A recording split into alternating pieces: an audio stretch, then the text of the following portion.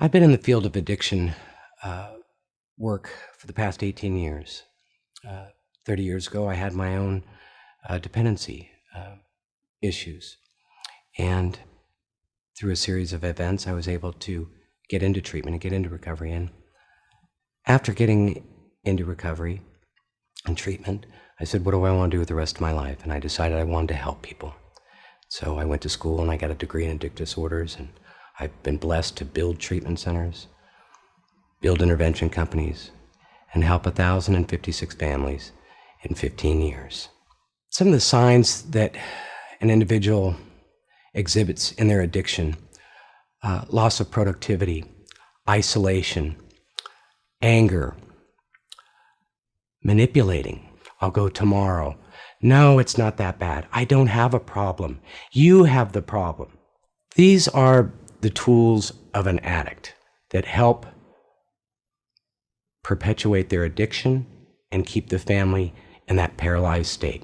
The job of the interventionist is really to take all those things into account and create the best plan for the success, for the patient to go to treatment that day, not tomorrow, not next week, today. If you asked a physician why they won't operate on their own loved ones, it's because they're too close to it. So to have the independent individual, the professional in the room, really helps that separation. First is the assessment, getting the history of the patient, the individual, the specifics of, is there mental health? Is there a dual diagnosis?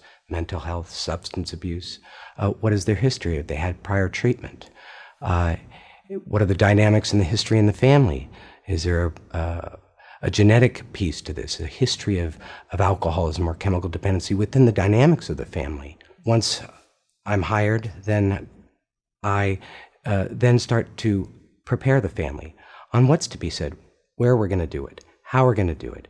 And then I fly in the night before, and we do what's called a rehearsal meeting, an actual kind of insight as to what do I say? What do I not say? What if he walks out the door or she walks out the door? What if she won't go to treatment? So the family's prepared of plan A, plan B, plan C. The environment of intervention, when it's created properly, is one of love. That's the message, not of anger, not of tough love, not of ultimatums, but of love. We're not up against your loved one. We're up against addiction. It could be an hour, it could be 3 hours. But by the end of this process, the dynamics will have changed. In the patient going to treatment, and the family being able to get the new tools in the beginning of the journey of recovery. What we learn in the intervention that day helps this family and the patient in a lifelong process. When I do an intervention, I am not up against the person, I am up against the addiction. We're not saying no to your loved one, we're saying no to the addiction that is paralyzing your family and killing your loved one.